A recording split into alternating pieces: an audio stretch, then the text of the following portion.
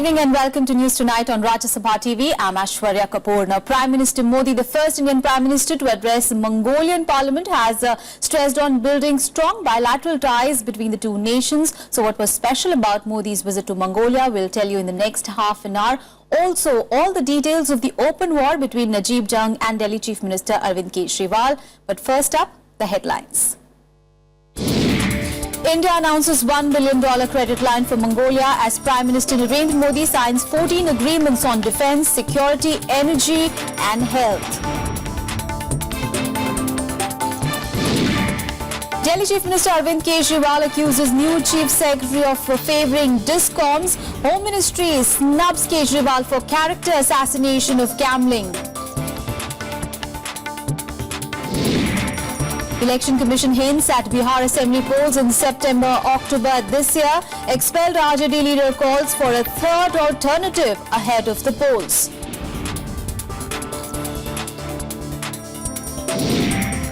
Taliban strikes again in Afghanistan. Car bomb attack targeting foreign official kills 3, injure more than 20 near Kabul airport. And crisis over stranded Asian migrant grows. Myanmar and Bangladesh deny responsibility as thousands are left abandoned at sea. UN warns of massive humanitarian crisis.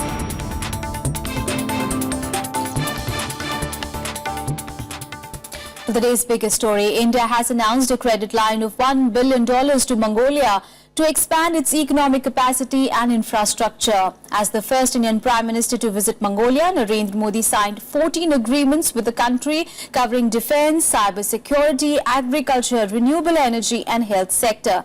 He also held talks with his Mongolian counterpart in Ulaanbaatar. Take a look.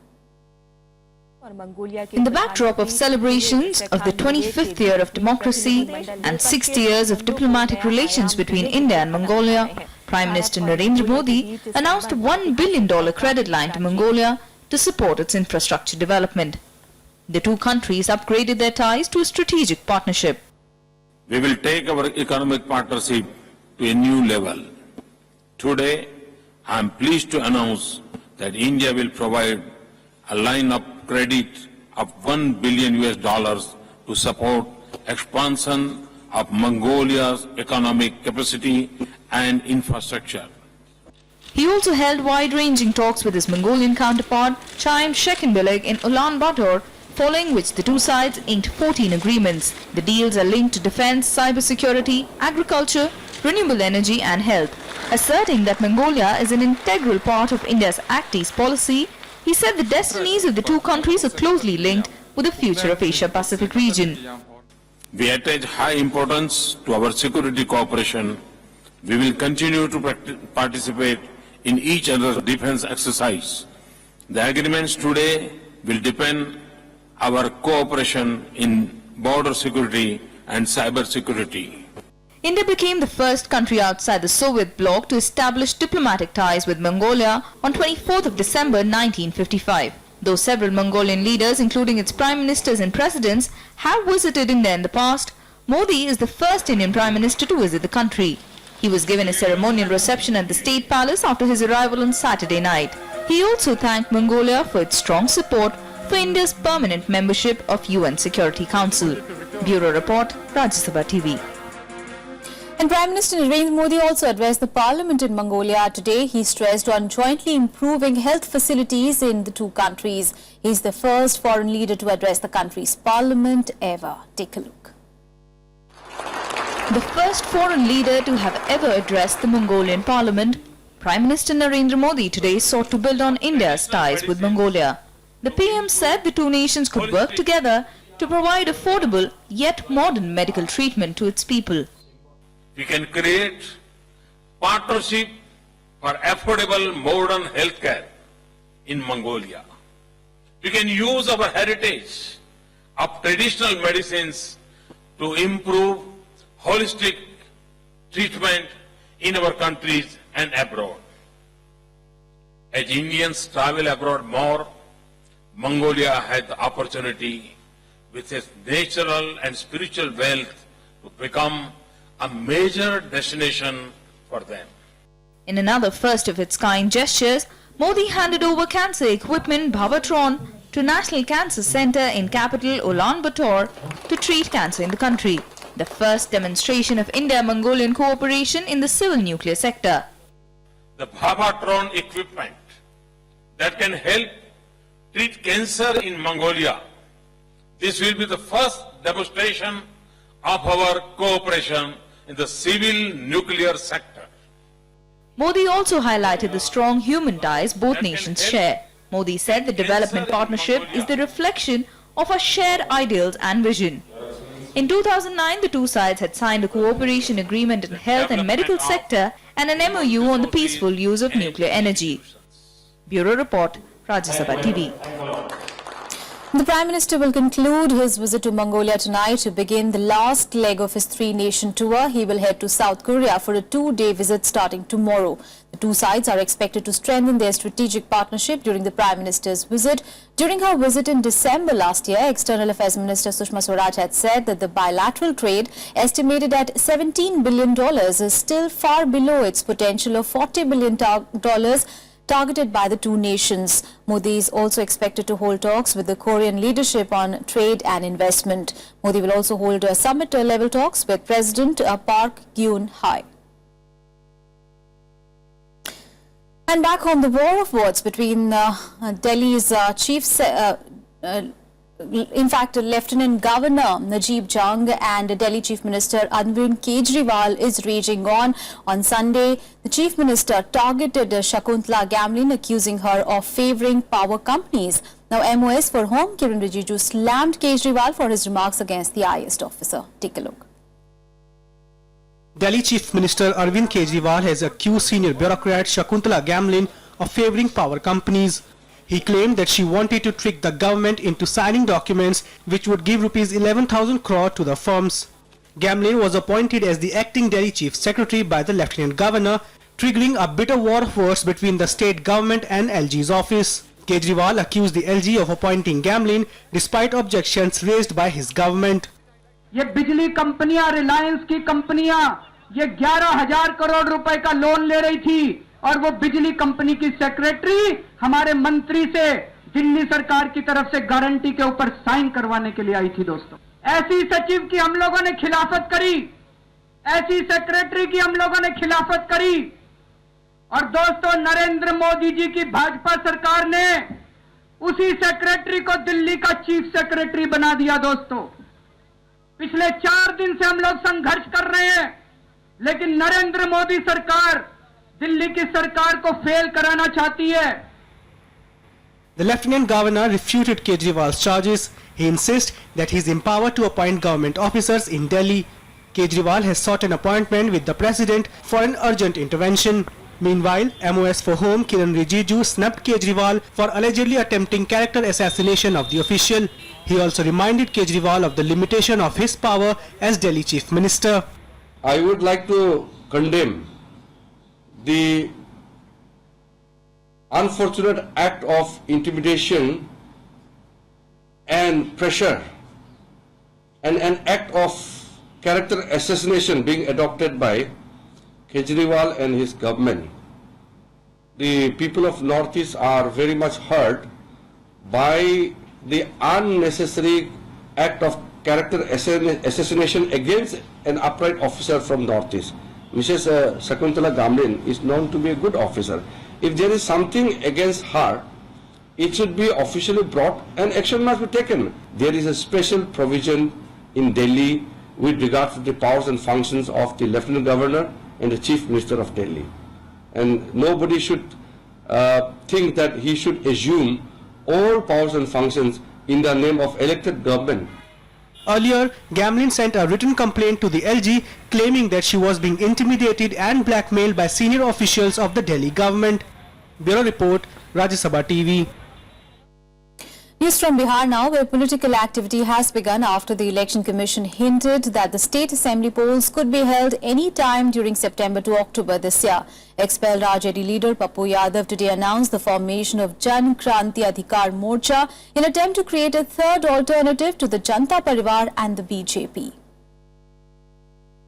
The Election Commission today said that the Bihar Assembly elections could take place sometime in September-October. Chief Election Commissioner Naseem Zaidi said that a final schedule for the polls will be announced by the panel later. The electoral rolls will be ready on 31st of July. BJP is set for a battle against a united Janata Parivar in the Bihar polls. मैं समझता हूं कि एक राजनीतिक दल के रूप में हमारे लिए हमारी तैयारी पुख्ता है और हम इसका स्वागत करेंगे और चाहेंगे कि चुनाव आयोग से कि किसी भी प्रकार का बिना भय बिना द्वेष के ये चुनाव संपन्न किया जाए। बीजेपी हर तरह से तैयार है।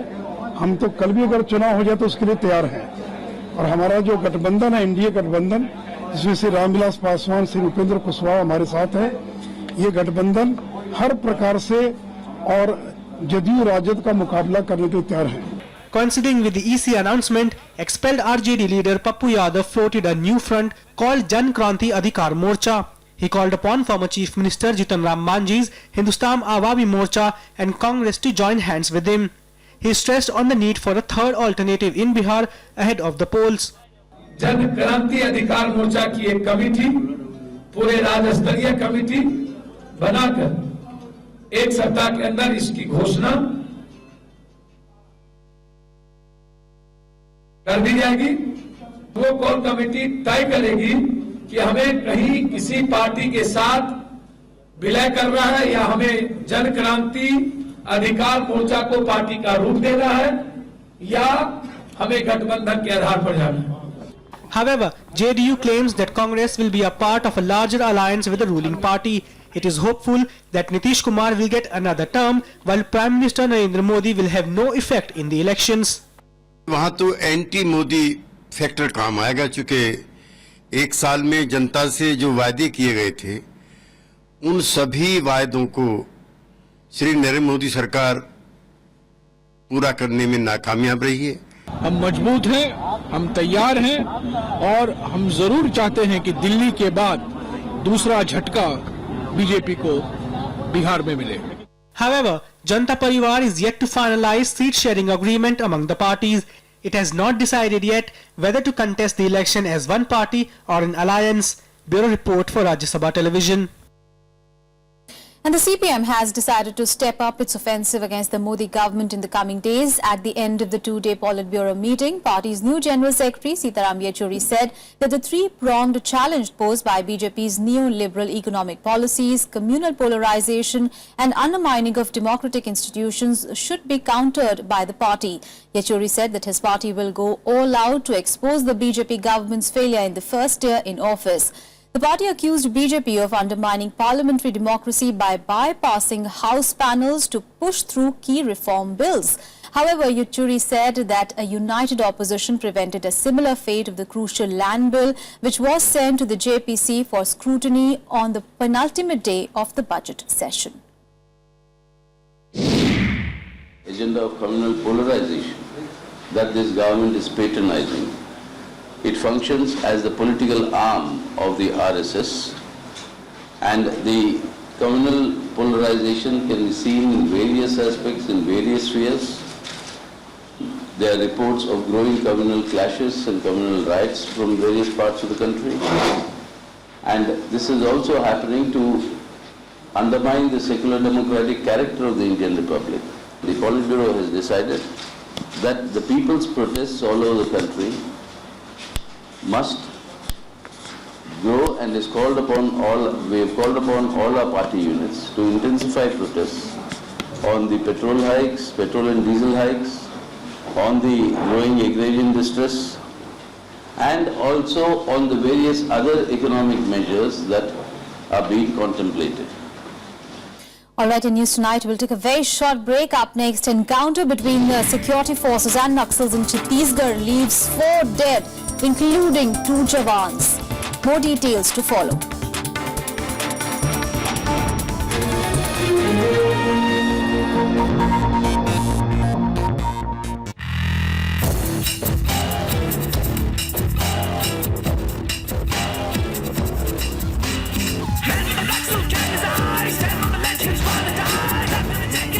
असली काम तब बनता है जब आप जिम्मेदारी को स्वार्थ के तौर पे लेते हैं।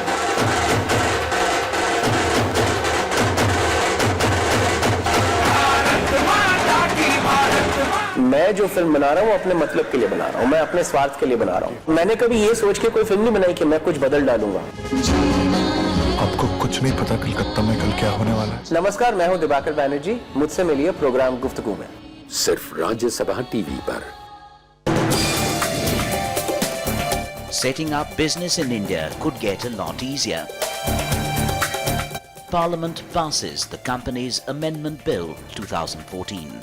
Do you really feel that by doing these things, ease of business can be achieved? To start with, I would definitely say that the government is quite serious about its approach. However, having said that, it's only the first step, and we still require a long way to trudge along. Watch Law of the Land on the Companies Amendment Bill.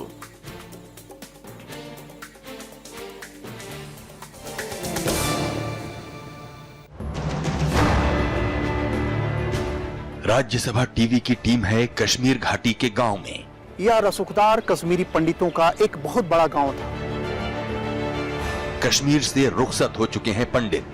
Kashmiri पंडित यहाँ के थे, यहाँ के हैं और यहाँ के रहेंगे। क्या लौटेंगे वो वापस? देखिए कश्मीरी पंडितों के पलायन और पुनर्वास की कहानी, हमारी स्पेशल रिपोर्ट बेबस परिंदे उजड़े तैयार, सिर्फ राज्यसभा टीवी पर।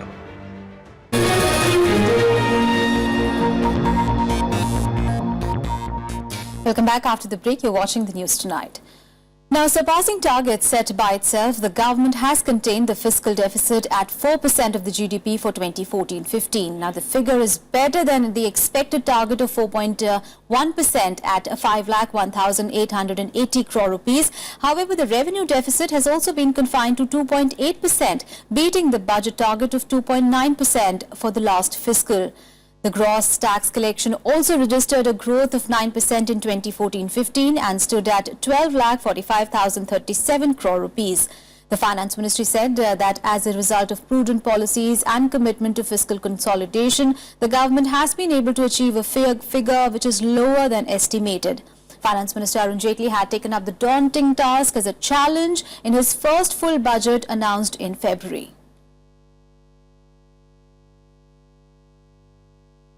News from Chhattisgarh, where two special task force personnel were killed during an encounter with the Naxal in Bijapur district today.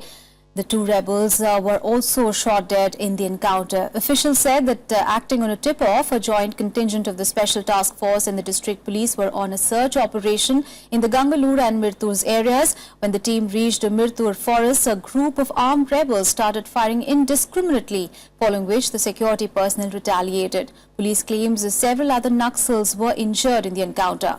Reinforcement was immediately rushed to the area to assist the forces. The bodies of the two dead rebels have been recovered. Location मिली थी, party रवाना हुई थी और सुबह 8 बजे करीब encounter हुआ है। नक्सली काफी संख्या में बताए जा रहे हैं और इसमें 2 नक्सली मारे गए हैं। 2 जवानों को गोली लगी थी इसके अंदर, जो रेस्क्यू होते हुए शहीद हो गए हैं और उनको बाहर निकाला जा रहा है। And for more national stories, let's go nationwide. The Enforcement Directorate questioned Trinamool Congress MP and actor Mithun Chakraborty in connection with the multi-crore Sarada chit fund scam. The actor assured the agency that he would soon return the amount given to him by the said firm during the questioning. The statement was recorded under the provisions of the Prevention of Money Laundering Act. Various political parties took to the streets today to protest against the hike in fuel prices. Congress, the RJD and Aam Aadmi Party protested against the second-time hikes in fuel prices in a fortnight. CPM General Secretary Sitaram Yechuri called upon the central trade unions and party units to intensify protests against the recent hike in fuel prices.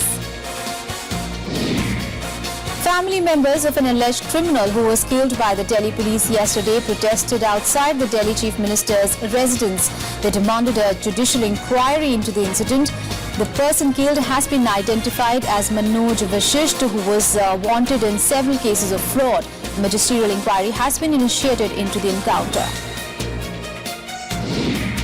A massive storm that swept through Chandauli district in Uttar Pradesh killed at least 3 people. Several others were also injured. The storm uprooted hundreds of trees, snapped power lines and destroyed standing crops extensively. Road communication was also hit as uprooted trees blocked several stretches.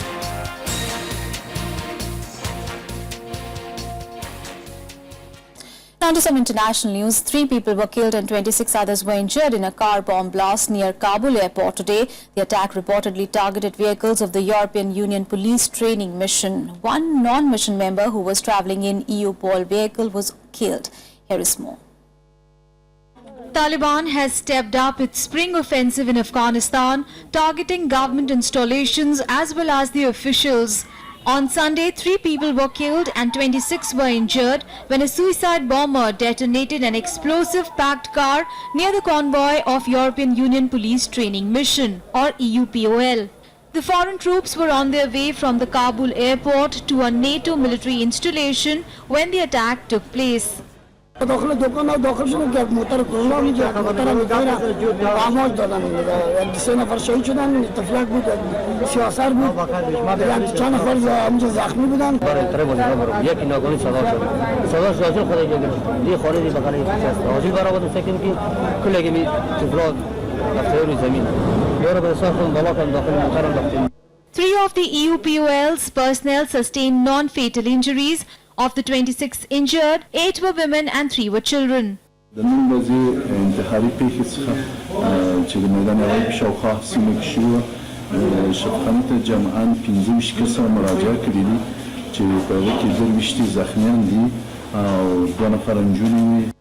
recent attack comes just days after gunmen attacked the Park Palace guest house in Kabul's Kulola Pushta area, which targeted the Indian envoy.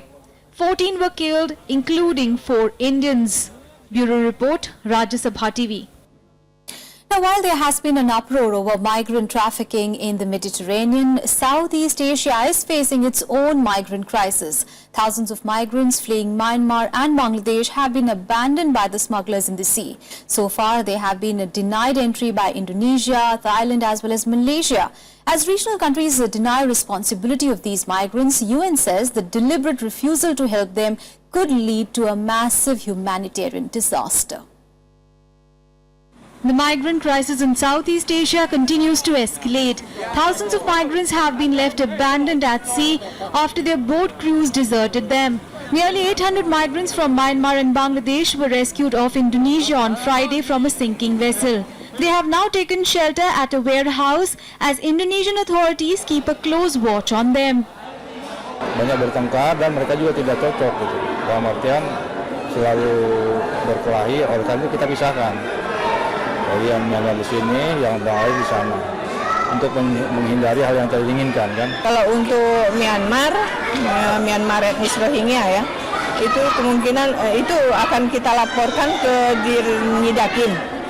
Dan untuk selanjutnya nanti kita menunggu perintah dari Dirnidakim untuk penempatan warga negara Myanmar Rohingya ini. Thousands of people are adrift in the Andaman Sea after smugglers abandoned their vessels following a Thai crackdown on human trafficking. Many of the migrants are thirsty and sick. Saya Indonesia pun boleh, Malaysia pun boleh, saya tu Australia pun boleh, tu Amerika pun boleh. Saya kerja boleh makan lah. My mother say, yeah, go to Malaysia for the working, for the money, not Indonesia. The official policy of Thailand, Malaysia and Indonesia is that they will push back migrants trying to arrive on their shores. So far, Myanmar and Bangladesh have denied responsibility of the migrants. Many of them are part of this crime, so that is the situation. They are the criminals, they are the traffickers, it doesn't matter which nationalities they are from. So this is all of our duties to find all of them, and brought them under the law. Human Rights Watch have condemned Malaysia, Thailand and Indonesia for denying entry to those rescued. UN Secretary General Ban Ki-moon has also called on these countries to keep the borders and ports open in order to help those in need. It has warned of a massive humanitarian crisis if all the countries wash their hands off the issue. Bureau Report, Rajya Sabha TV. And U.S. Secretary of State John Kerry met with the Chinese President Xi Jinping today in Beijing during his two-day visit. The Chinese president asserted that his country's relationship with the United States was stable amid simmering tensions over controls in South China Sea. Now, Kerry's trip has been dominated by deepening security concerns about Beijing's maritime ambitions in the South China Sea. U.S. has been weighing sending warships and surveillance aircrafts within 12 nautical miles of artificial islands that Beijing is building in the South China Sea. The two leaders also discussed Xi Jinping's scheduled visit to the United States in the month of September. And some more news and updates from around the world. It's Global Buzz. Islamic State militants were reported to have gained ground against Syrian troops in fighting near the historic city of Marmara on Saturday. The move has raised alarm in Syria and abroad of possible damages to the historic city. UN has raised concerns over the safety of the World Heritage Site. The Islamic State militants had earlier destroyed several archaeological sites in Iraq recently. Pope Francis named two Palestinian women as saints on Sunday in a ceremony in St. Peter's Square. The canonization comes just days after the Vatican formalized its de facto recognition of the State of Palestine. Palestinian President Mahmoud Abbas and over 2,000 Christian pilgrims from the region attended the ceremony. The move is seen as a token of Vatican support for dwindling Christian communities in the Middle East. Vehicles carrying relief material for quake victims started to enter Nepal's capital Kathmandu from China's border on Sunday after debris blocking the China-Nepal highway in Nepal was cleared. Chinese armed traffic police entered Nepal at the beginning of the month to aid in earthquake relief. Their first mission was to reopen the road connecting the border pass between Zam in Tibet and Kathmandu.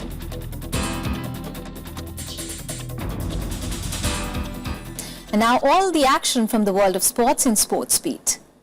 The women's doubles top seed Sania Mirza and Martina Hingis suffered an upset defeat against Hungarian-French pair Taimia Babos and Kristina Mladenovic at the Rome Masters finals today.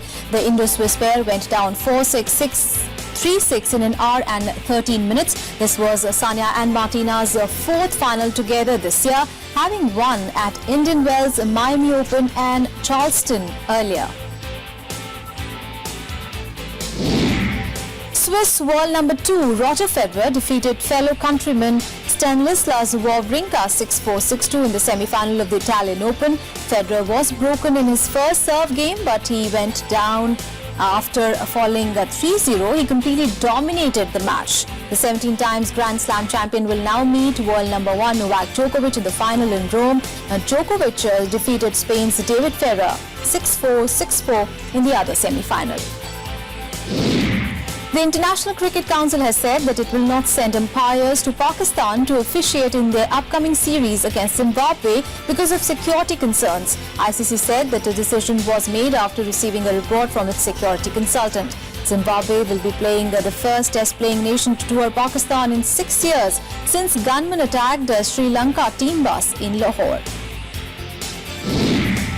Australian wicketkeeper batsman Brad Haddin has announced his retirement from one-day international cricket. Haddin has scored 3,122 runs in 126 ODIs since he made his debut against Zimbabwe in the year 2001. Haddin's last one-day match was the Cricket World Cup final triumph over New Zealand in the month of March.